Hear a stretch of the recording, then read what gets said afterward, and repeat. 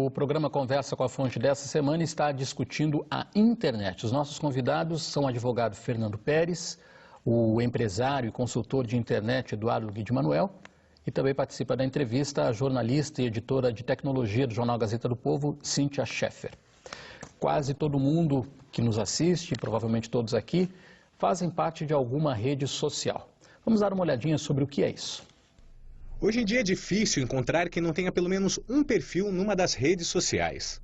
Eu, na verdade, tenho 3 das mídias sociais: Facebook, o Twitter e o LinkedIn. Até aí, nenhum problema. O problema mesmo é o modo como algumas pessoas usam essas mídias sociais. Colocar fotos inadequadas, comentários ambíguos, piadinhas de gosto duvidoso. E isso está sendo visto por pessoas que essa pessoa nem faz ideia. Nesse caso, um perigo não só para a imagem pessoal, mas também para a carreira. É sempre muito importante que um profissional ele pense a maneira como ele quer ser visto e percebido pelo mercado. Entre as redes sociais disponíveis na internet, uma delas tem como objetivo principal a visibilidade profissional e a construção de uma rede de contatos. É o LinkedIn, que já é utilizado no Brasil por boa parte das empresas na hora de buscar no mercado um novo profissional. A construção dessa rede social, ela é 100% profissional, ela é voltada para a carreira. Então, ela já não permite que o seu usuário faça certas colocações desnecessárias. E é justamente por isso que o internauta deve tomar certos cuidados ao criar a sua conta. Afinal, o currículo pode ser visto e analisado por possíveis empregadores. As pessoas elas precisam tomar muito cuidado, né? Com a informação que ela coloca, sabendo que toda informação que você coloca dentro de uma rede social, ela tem um impacto na tua vida, e o impacto não é de curto prazo, é de longo prazo, porque as informações dentro da internet como um todo, elas vão ficar armazenadas ali por muito tempo, né? Então, o reflexo que isso pode provocar na vida de um profissional, desde no início de carreira ou numa carreira mais intermediária, pode ser bastante prejudicial. Cíntia? O que a gente vê é que os brasileiros, principalmente, são fãs número 1 assim, das redes sociais, né? O Orkut já foi dominado e agora o número de brasileiros cresce bastante no Facebook. Eu achei interessante que eles falaram da questão de se preocupar com o que vai escrever, né? Eu acho que as pessoas precisam estar atentas, que às vezes elas não percebem que elas são responsáveis por aquilo, né? E elas mesmo podem criar, podem estar fazendo algum crime, né, de difamação, ou mesmo falando alguma coisa, e vai ficar registrado lá por muito tempo, né, Fernando? Isso também a gente pode acabar... Imagine se você está procurando, né, informações a respeito de uma pessoa que você fez uma entrevista, pretende contratar, e você vê em uma das comunidades: eu odeio acordar cedo, odeio meu chefe, não gosto de fazer aquilo, gosto de fazer isso. Então, na verdade, a nossa vida íntima, a nossa vida, ela é nossa, justamente. A vida íntima é para você guardar para você mesmo, né? Então, a nossa vida profissional é muito atingida pelo que nós fazemos na internet. Às vezes, quando você usa, por exemplo, um e-mail corporativo, um e-mail da empresa, você tem que tomar cuidado nas informações que você vai transmitir, que você vai repassar para outras pessoas. Se você vai emitir uma opinião pessoal a respeito da empresa também, que seja cuidadoso, que seja moderado ao extremo, porque isso vai ficar guardado na internet. Uma informação hoje postada, dependendo da abrangência que ela tiver, pode dizer que é impossível que ela saia da internet. Ela pode ser replicada, né, retweetada, como as pessoas dizem, repostada. Ela pode percorrer o mundo e ainda continuar daqui a 10 anos ali na internet. E você não tem ideia de quem está vendo também, você né? Você não tem ideia de quem está vendo. Não tem a dimensão da quantidade de pessoas que está tendo acesso àquilo, Exato. Né? Às vezes você tem aquele sentimento de anonimato. Mas ninguém que eu conheça, meu chefe, o meu amigo, ele não vai ver.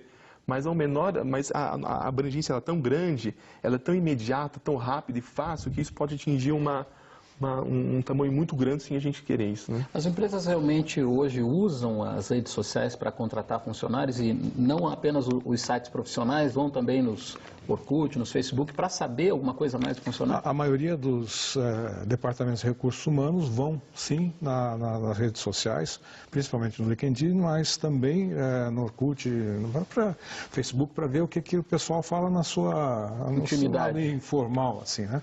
Eu queria, Erivelto, chamar a atenção para 2 coisas de redes sociais opostas, diametralmente opostas. Primeiro perfis falsos.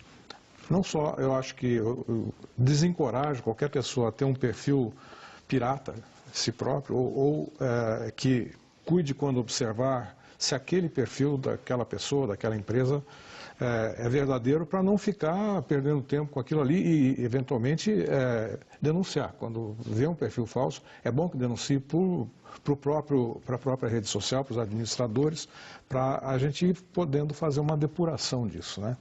Agora, o lado corporativo tem outras coisas interessantes e fascinantes.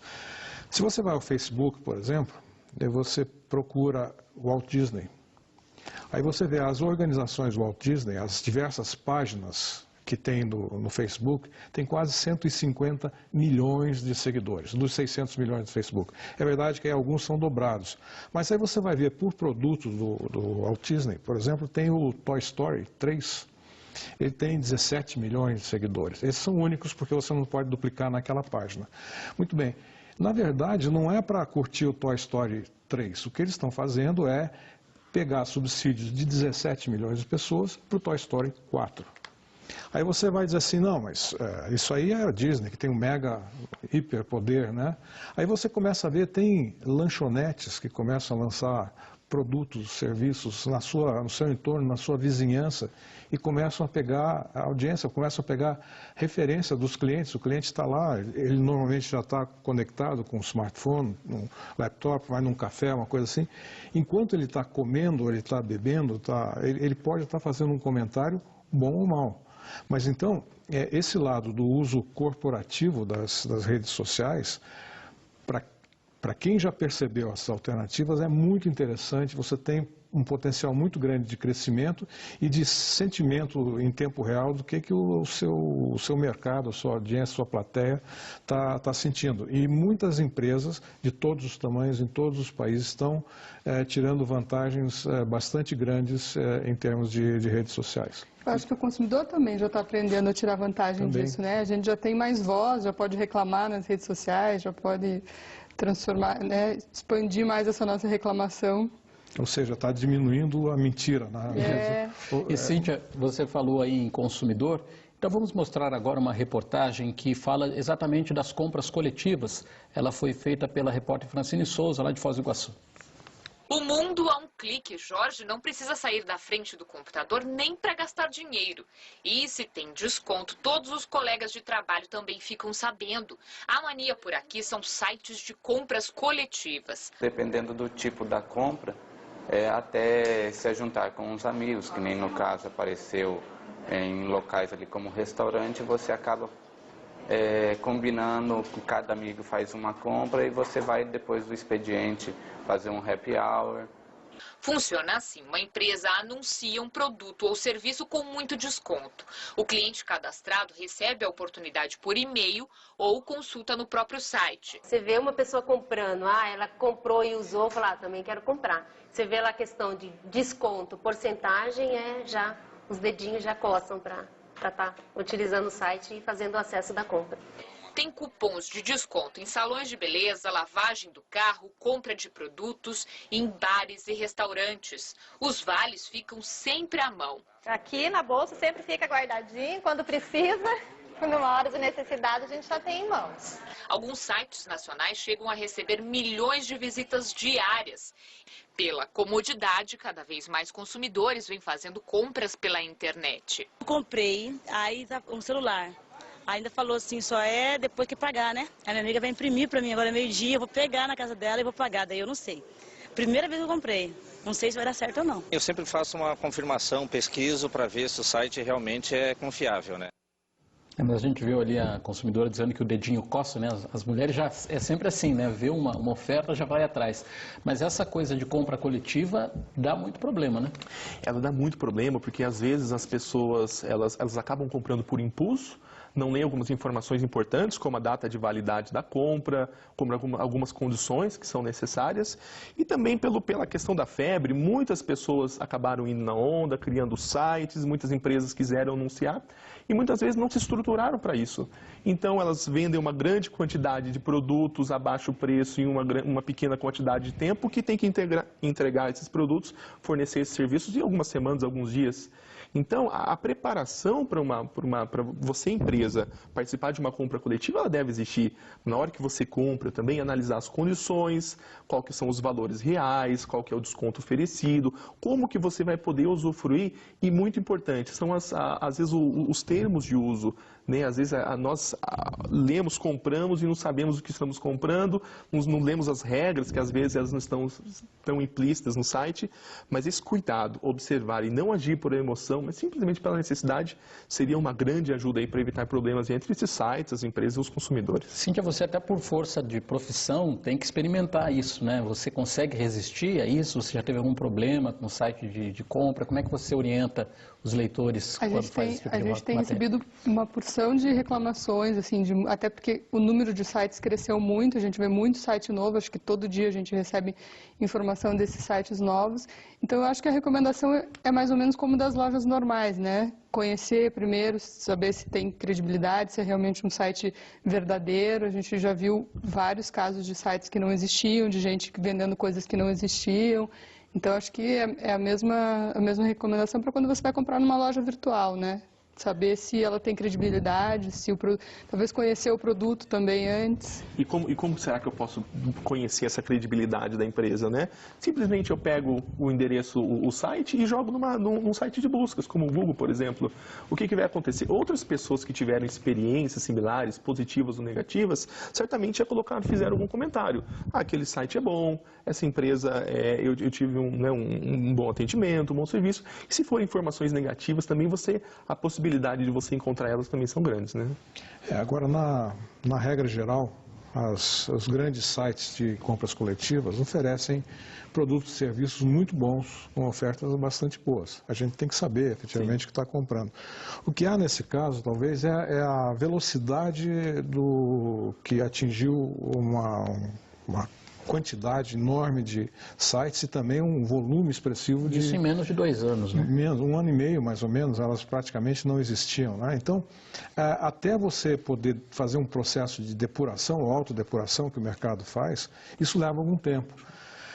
Mas a gente deve estar preparado, porque a internet e o mundo digital é essencialmente isso, ele vive de ondas, vão aparecendo coisas novas, daqui a pouco tem coisas novas que já estão aparecendo por aí. Quando você se der conta, você está envolvido, né? Então, aquelas pessoas que até certo ponto são pioneiras na adoção, às vezes podem pagar um preço um pouco mais alto, mas também tem as melhores oportunidades. Depois que o mercado amadurece e se estabiliza, as coisas ficam mais fáceis de entender e mais fáceis de administrar. Mas talvez fique um pouco sem graça pela própria dinâmica do mundo digital, porque aí já vem a nova onda, o pessoal está aderindo, você não está nessa, então vamos lá. Então é um mundo assim, é muito rápido, né? A geração que nasceu nesse milênio, provavelmente ela vai ter que ter uma abordagem radicalmente diferente, porque eles já foram acostumados com a internet, já foram acostumados em acessar, em conversar, em chat e tal, e daqui a pouco você não vai ter mais o teclado, você tem telas sensíveis ao toque, você tem soluções de reconhecimento de voz, você não vai precisar escrever, então a dinâmica da comunicação também muda, né? O que acontece é que nós, que vivemos na era pré-internet, nós tendemos a fazer comparações, o que era antes e o depois, né? E agora não, agora a gente já está... o durante. O durante. E tem as pessoas que não viveram antes. É a mesma coisa que você explicar para a maioria dos jovens que tem menos de 25 anos, por exemplo, tinha uma época que não tinha telefone celular. Ou o que um disco de vinil não é um DVDzão, né? É um negócio que cabia pouca música e tal. Então, você tem que explicar essas coisas, o processo de transformação para quem já vinha de um passado, de um legado, né, de tecnologia, que agora não precisa mais. Então, as novas revoluções que vão acontecer na internet vão em cima dessa nova geração que basicamente que está no mercado, que nasceu, melhor dizendo, nos últimos 15 anos. Tá certo, ele está falando aí nova geração, então depois do intervalo a gente vai ver como é que essa nova geração está se preparando e está convivendo com a internet, com o computador. O Conversa com a Fonte já volta.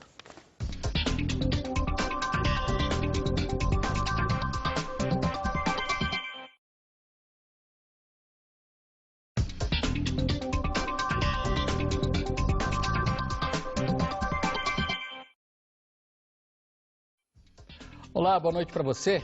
Bem-vindo a mais um programa Conversa com a Fonte. Todas as semanas nós discutimos aqui assuntos de interesse dos curitibanos. E o tema desta semana é a internet. Uma tecnologia relativamente nova que surgiu aqui no Brasil mais ou menos no final da década de 90, mas que hoje certamente é muito difícil viver sem ela. Para falar sobre internet, sobre crimes de internet, sobre a evolução, sobre como você deve se proteger, nós convidamos o advogado especialista em crimes contra a internet, Fernando Pérez. Está aqui também o empresário e consultor de internet, Eduardo Gui de Manuel, e a jornalista, editora de tecnologia do jornal Gazeta do Povo, Cíntia Scheffer. Antes da gente começar a discutir internet, a gente vai falar de um problema que ela normalmente traz para a gente. São os crimes da internet. A gente vai ver uma reportagem que a Lumasa produziu. Vamos ver.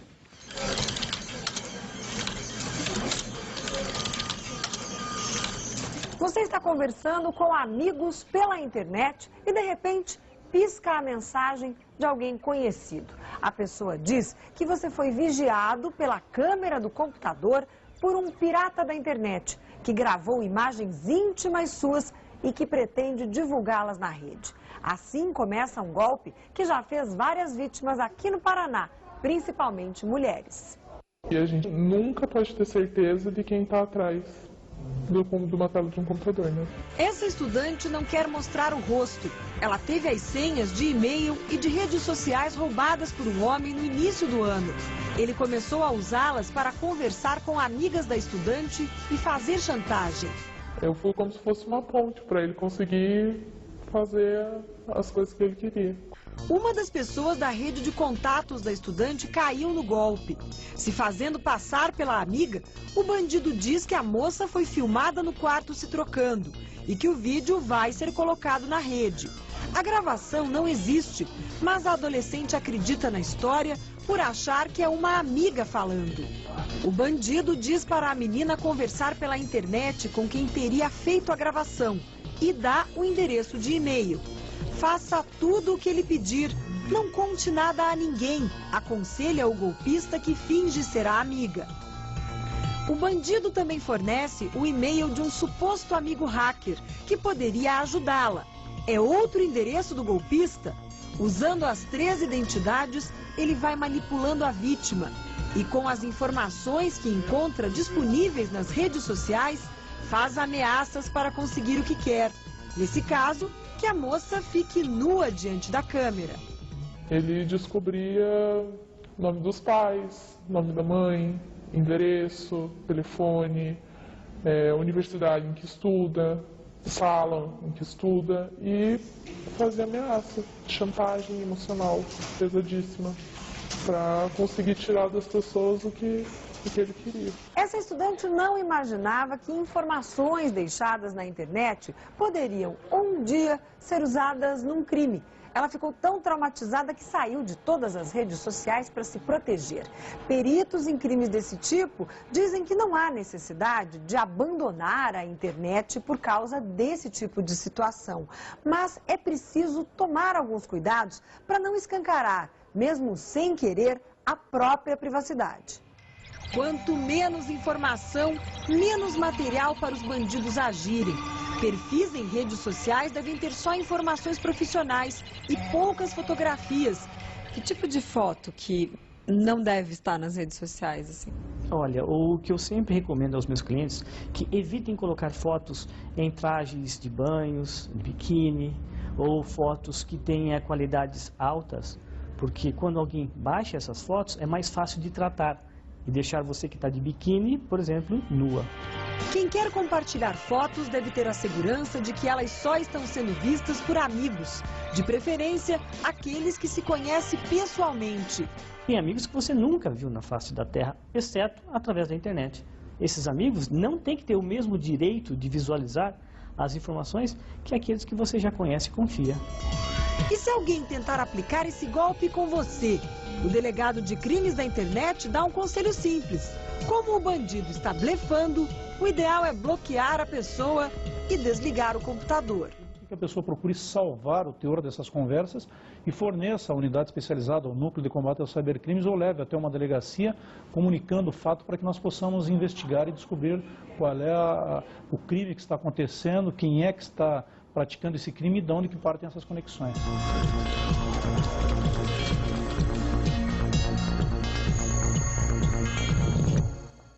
Bom, eu vou começar perguntando para o Fernando Pérez, que é advogado, especialista em crimes contra a internet. Este é um crime, né? Mas hoje só o seu escritório já resolveu mais de centenas de casos desse envolvendo a internet. Exato. Na verdade, a gente pode dizer que são mais de um crime, na verdade, ali, né? Tanto pode envolver, por exemplo, a difamação contra a falsa identidade, ou seja, na verdade, são muitos crimes que envolvem esses delitos que acontecem pela internet. E a gente consegue observar que não somente na difamação, na caso de pessoas físicas, como pessoas jurídicas também, mas de uma certa forma ou de outra, se nós não tomarmos os cuidados necessários, todos nós estamos suscetíveis a alguma intervenção de alguma pessoa de má fé. Então, na verdade, assim, isso acontece muito mais do que nós pensamos até hoje em dia. E alguns casos, toda pessoa ela tem uma importância muito grande, as informações, só que às vezes ela se sente inibida em poder recorrer a uma ajuda, né, especializada para poder ter a resolução desses problemas. Então, isso acontece muito mais do que vem à tona, muito mais do que até as estatísticas nos informam. Então, é um fator muito preocupante, mas como na própria reportagem disse, nós não precisamos parar de usar a internet. Seria, teoricamente, impossível a gente se desligar da internet hoje em dia. Mas o nosso autocontrole, a segurança na hora de disponibilizar essas informações, sem sombra de dúvidas, é muito importante para que nós tenhamos aí um uso saudável e próspero na internet. Você acha que hoje o criminoso da internet, ele se sente mais ou menos confortável por causa de impunidade, porque ele dificilmente vai ser localizado, ou isso está mudando? Sim, sim. Existe um sentimento de anonimato na internet, de que eu posso usar a internet, que eu posso mandar um e-mail, postar uma informação em um site, um blog, e ninguém vai atrás de mim, porque eu não coloquei meu nome, porque eu não coloquei meu e-mail e as informações pessoais. Então, esse sentimento de anonimato que a internet ela traz, ela faz com que as pessoas elas tenham uma maior liberdade de expressão, que isso é muito bom no sentido positivo, só que no caso da pessoa que ela tem já um sentimento de má fé, que ela pretende causar algum prejuízo a alguma outra pessoa, ela sente que ela tem um maior poder do que ela simplesmente pegar uma arma e fazer um assalto, por exemplo, à mão armada.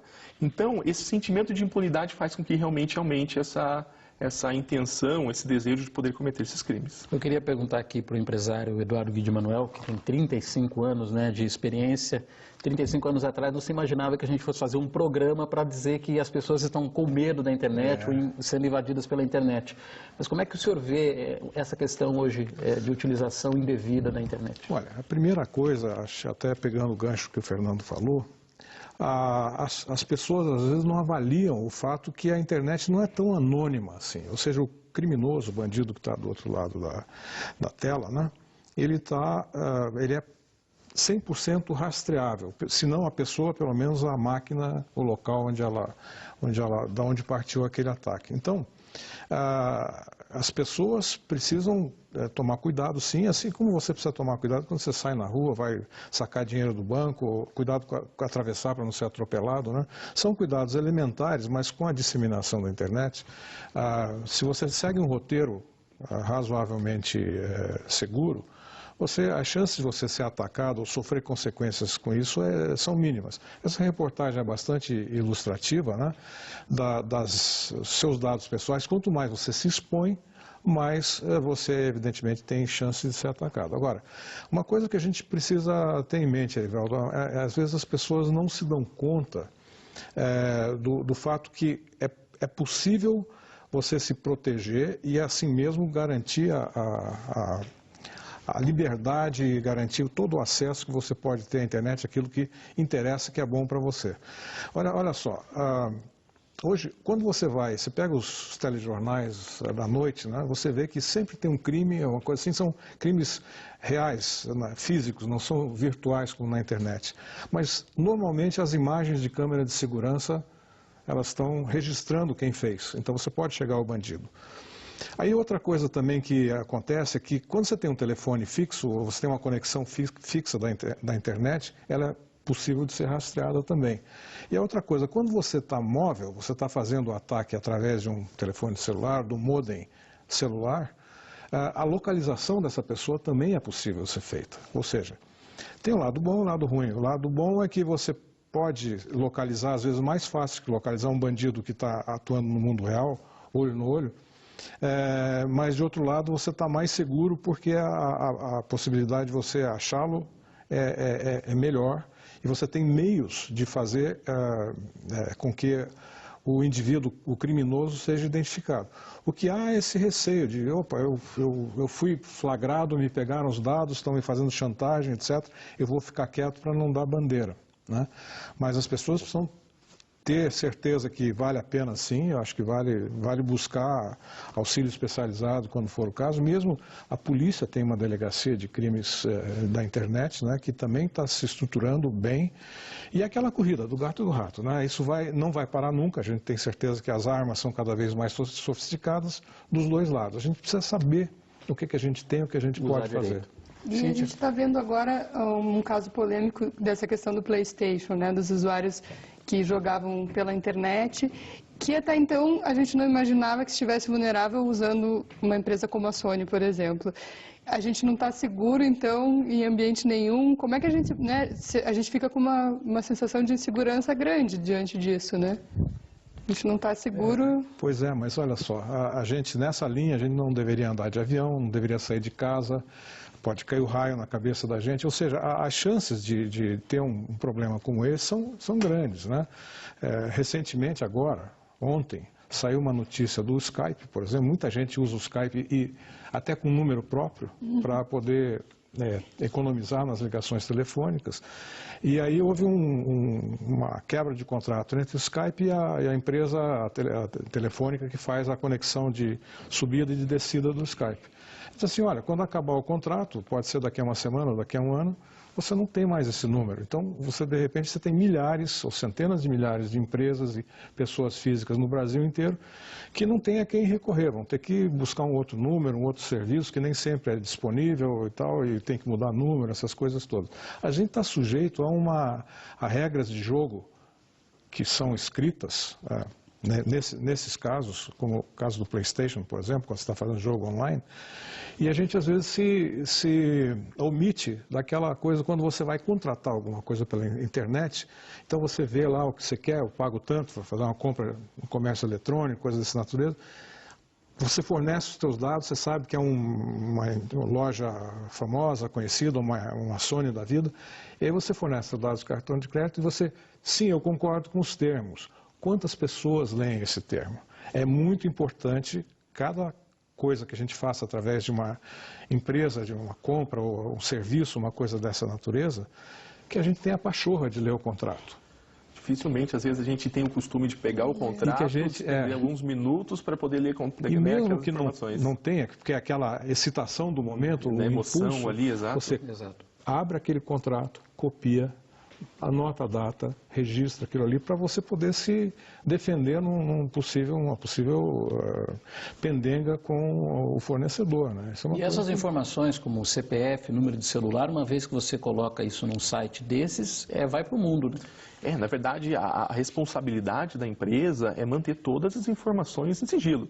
Ela não tem nenhuma autorização de poder divulgar essas informações, né? A não ser que o próprio usuário ele fizesse tal autorização. Mas o que você não pode fazer é colocar uma informação pessoal, como um CPF, às vezes e-mails pessoais, telefones da sua casa, numa rede social, por exemplo. Então, aí sim vai para o mundo, aí você acaba perdendo o controle dessas informações. Então, informações delicadas, informações que são só suas, guarde para você. Né? Hoje é muito fácil, talvez não diria que é fácil, mas existem muitas possibilidades de um criminoso pegar um CPF, um RG, e com informações que ele encontra na sua própria página de uma rede social, abrir um cadastro, fazer um empréstimo, fazer compras ilícitas. Então, essas informações sigilosas você tem que pensar duas vezes na hora de colocar um CPF, um cartão de crédito, eu preciso conhecer o site, preciso ter essa segurança necessária. Tá certo. A gente vai fazer um intervalo e depois a gente vai falar sobre redes sociais, Orkut, Facebook, LinkedIn. O Conversa com a Fonte já volta.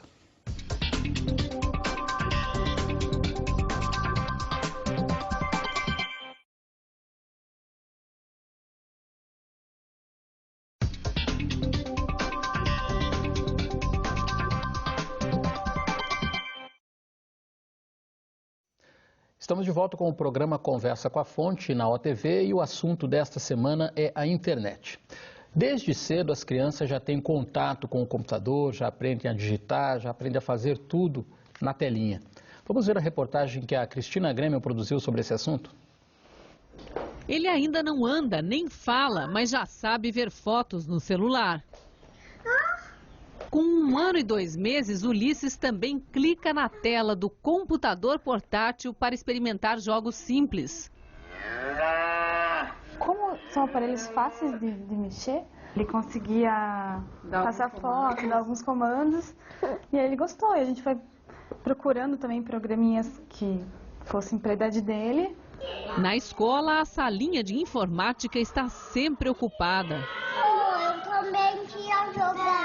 O que a gente está vendo aqui, e a maioria dos pais já percebeu em casa, acaba de ser constatado em pesquisa. O levantamento foi feito fora do Brasil, em outros 10 países, mas reflete uma realidade que também é nossa. A pesquisa de uma empresa inglesa de segurança na internet revelou que de cada 10 crianças menores de 5 anos, só uma sabe amarrar o cadarço, mas 7 dominam o mouse. A questão é, há vantagem ou até algum problema nessa precocidade tecnológica? Este pesquisador e neurologista infantil explica que o cérebro segue informação depois que nascemos.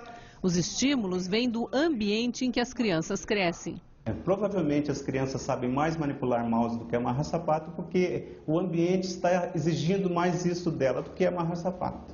Quanto mais estímulos o cérebro receber, maior será a quantidade de conexões entre os neurônios, o que garante mais habilidades. Manipular o computador nesses primeiros anos de vida, por um certo período, por um tempo curto, que a criança possa desenvolver uma série de aptidões, é ótimo. Agora, ficar no computador o dia inteiro provavelmente causará prejuízo a ela. Principalmente nos primeiros 4 anos de vida, a criança precisa sentir o cheiro, precisa sentir a consistência, para que ela desenvolva outras habilidades cerebrais. Olhando os amiguinhos de 3, 4 e 5 anos diante da tela, é fácil entender o fascínio.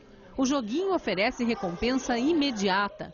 Cores, música, pontos por tarefas executadas, novos desafios a vencer. A criança precisa também aprender a se relacionar socialmente, desenvolver linguagem, perceber o outro, né? Que muitas vezes no ambiente de computador ela não tem essa possibilidade. O conselho para os pais é que os pais façam uma ponte entre o mundo virtual e o mundo concreto, né? Quando a criança estiver, por exemplo, em frente ao computador, sempre é importante disponibilizar perto do computador brinquedos e outros tipos de situação que a criança possa visualizar, pegar, sentir o cheiro, né? E não só ficar olhando para a tela. O problema é convencer as crianças, né, a trocarem a tela do computador pelos brinquedos, Cíntia. Acho que você cria um desafio também para quem, nas escolas, né? Não dá mais para você ensinar da maneira tradicional. Você precisa... Algumas escolas já até começam a usar o iPad, né, para as crianças aprenderem. Como é que você ensina para essas crianças tão ligadas em tantas coisas? Eu acho que o mundo digital ele agrega muito valor, mas precisa ser usado com um pouco de cuidado. Algumas redes particulares, mesmo públicas fora do Brasil, já estão usando os tablets, né, como o iPad, o Galaxy e tal, no processo educacional. Mas se a gente reparou aquele vídeo lá, a mesma criança que no iPad estava dando um show de bola, depois que ela pegou um brinquedinho físico e encaixou as peças lá, bateu palma para si mesmo. Quer dizer, talvez ela tenha dado mais valor àquele brinquedo do que ao iPad, né? As duas coisas não são excludentes. O mundo real, o mundo virtual é um apoio muito forte e precisam ser usados com balanço, né, com equilíbrio, para que a gente possa tirar vantagem dos dois lados e limites. Acho que é uma coisa importante. Agora, a criança na internet é sempre um perigo muito grande, né? Na verdade, sim. Até como foi citado, o pai intermediar esse acesso da criança na internet ele é muito importante. Porque hoje é muito fácil, por exemplo, surgirem sites inesperados, de uma forma ou de outra aparecerem imagens que também não são esperadas, indevidas. Então, o pai observa sempre o que a criança está acessando. Em alguns casos, até aplicar filtros. Existem programas onde você pode configurar Esse tipo de sites pornográficos, por exemplo, são bloqueados. Se por um acaso, por um erro, né, por algum... Às vezes não é nem o uso indevido pela criança, mas porventura, se acontecer alguma coisa, isso não vai aparecer. Então, na verdade, juntamente com esse crescimento do uso da internet pelas crianças, que é muito próspero, é muito ativo, muito importante, tem que ter esse acompanhamento. Quer dizer, tem que ter também o seguinte, né? Os pais eles têm que se modernizar para aprender como é que você bloqueia um site no computador, porque as crianças já sabem os endereços. Quer dizer, os pais também têm que procurar a tecnologia para se defender, para defender a família. Exato. Muitas vezes são até as crianças que ensinam os pais como usar determinados programas, determinadas funções do computador. Né? Então, realmente saber como que é um bom acesso, saber o que pode acessar. Porque geralmente quando uma criança, um filho, né, ele vai sair, vai para uma festa, vai se encontrar com os amigos, geralmente a mãe, o pai perguntam, né, quem que são seus amigos, para onde que você vai, que horas que você volta. Mas dificilmente você entra na rede social do seu filho e verifica quem são os seus amigos, até que horas que ele está usando a internet, quais tipo de relacionamento e conversas que ele tem. Então, esse conhecimento mínimo, básico pelos pais é muito importante para poder acompanhar, para não sair correndo atrás dos filhos depois. Né? Você acha, Fernando, que é ideal que os pais acompanhem os filhos assim, enquanto eles estão na internet? E a partir de que idade ele já pode ter uma certa autonomia? Olha, eu digo que, por exemplo, todas as crianças, incluindo aí os adolescentes, todos eles são responsabilizados através dos pais. Ou seja, se caso aconteça alguma coisa, porventura que uma criança ou adolescente tenha feito, quem vai ser responsabilidade é o pai. Então, até o momento que ele deixar... Até os 17, 18 anos, até o momento que ele pegar na carteira de motorista dele, acho que o pai ele tem que fazer isso. Porque, inclusive, por exemplo, adolescentes que mandam mensagens em redes sociais e e-mails de difamação contra os colegas na escola, por exemplo, se por acaso sofrerem alguma ação de indenização, quem vai pagar, literalmente, quem vai ser responsabilizado são os pais. Então, eu acredito que não tem idade. Você tem que estar sempre acompanhando, a questão não é bloquear, mas ajudar, mas monitorar, acompanhar o uso para que não tenha nenhuma dificuldade. Mas eu acho que bloquear alguns sites ou algum tipo de site é importante, criar esses filtros, né? A outra coisa é estabelecer um horário, como tudo na vida, é a disciplina do horário das 24 horas. Exato. Né? E a outra coisa que é importante é você ter a plena consciência de que você pode monitorar o que está sendo feito pelo filho, mesmo você não estando perto. Porque se você deixa habilitado a gravação do histórico da navegação, você pode, depois que o filho saiu, a filha foi embora, você dá uma olhada naquilo ali e ver se por acaso foi para alguma coisa indevida ou ficou muito tempo num site de jogos que pode trazer prejuízos para a visão, muito tempo de uso, alternocinovite. Aí você chega depois e conversa, né? Agora, para conversar, precisa ter um mínimo de fluência digital.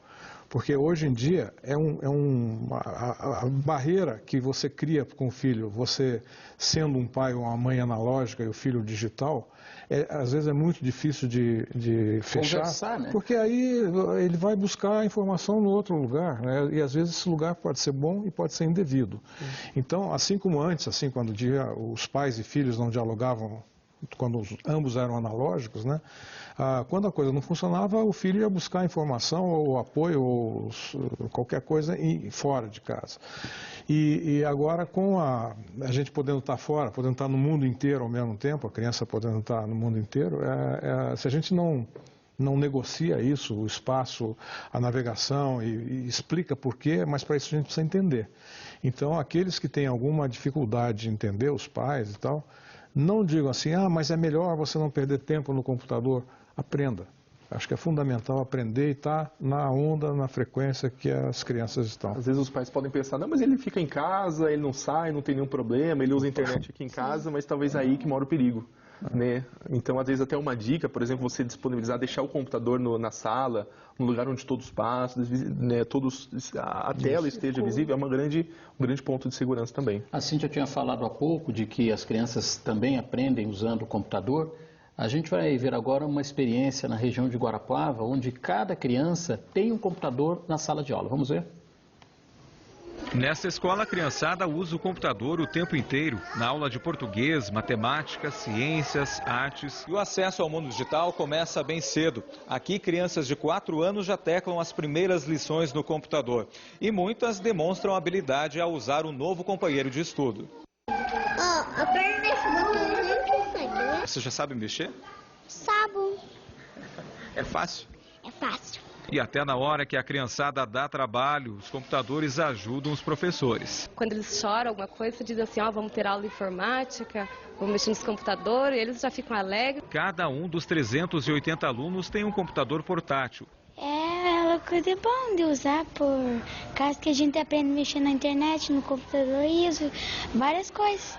A novidade chegou no fim do ano passado e deu uma injeção de ânimo na garotada. A gente percebe, assim, que é muito bom mesmo, muito proveitoso, os alunos aprendem realmente, eles se sentem mais motivados para estudar.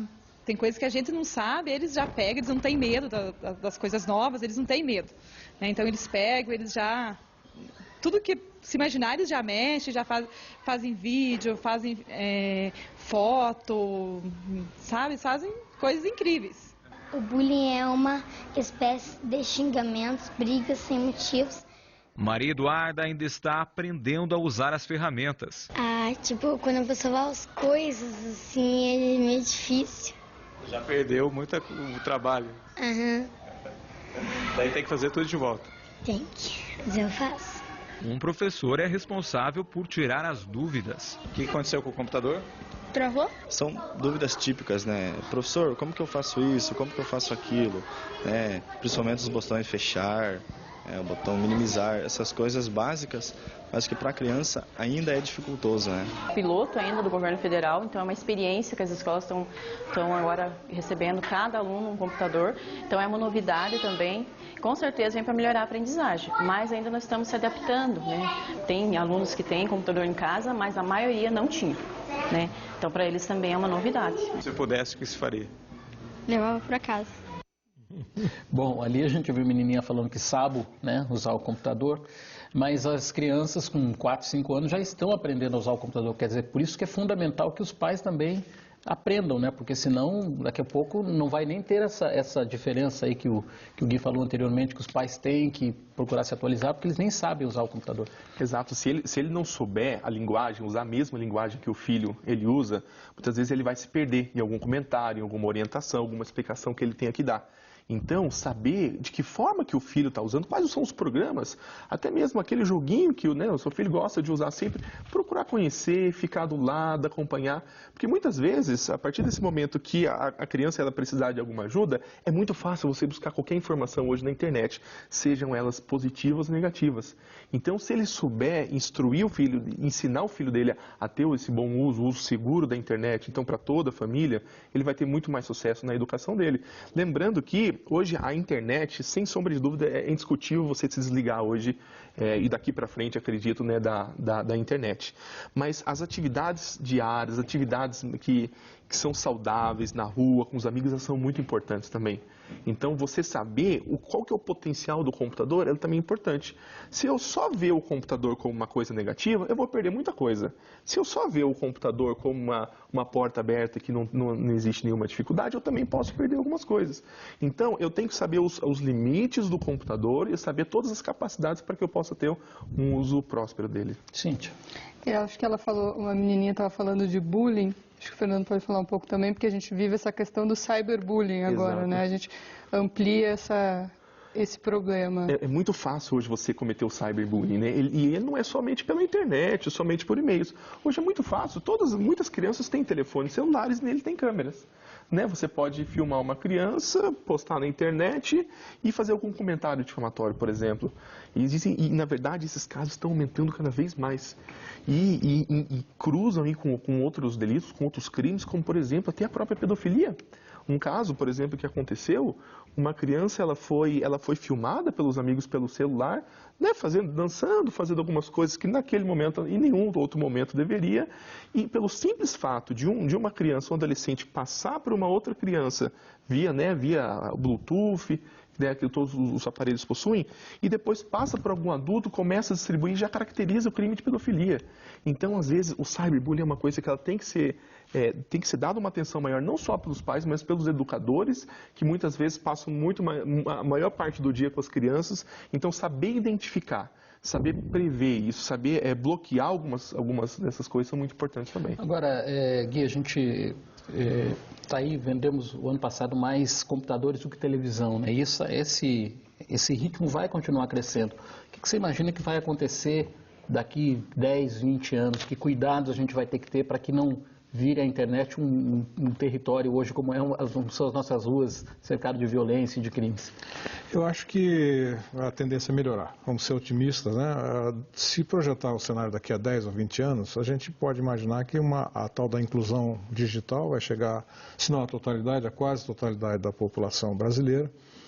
E aí também há de se imaginar que a parte regulatória seja um pouco mais forte, né? Que as regras sejam mais claras.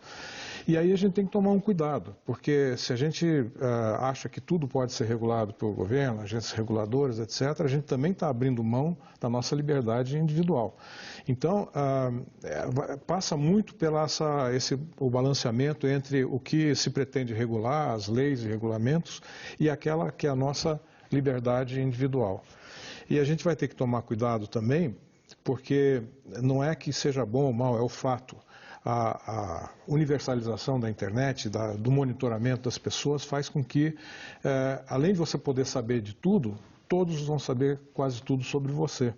Então, a gente saber aquilo que a gente abre mão de informações pessoais são importantes, né? Tá certo. Eu agradeço muito a participação da Cíntia Scheffer, editora de Tecnologia da Gazeta do Povo, do advogado Fernando Pérez e do empresário Eduardo Guide Manuel.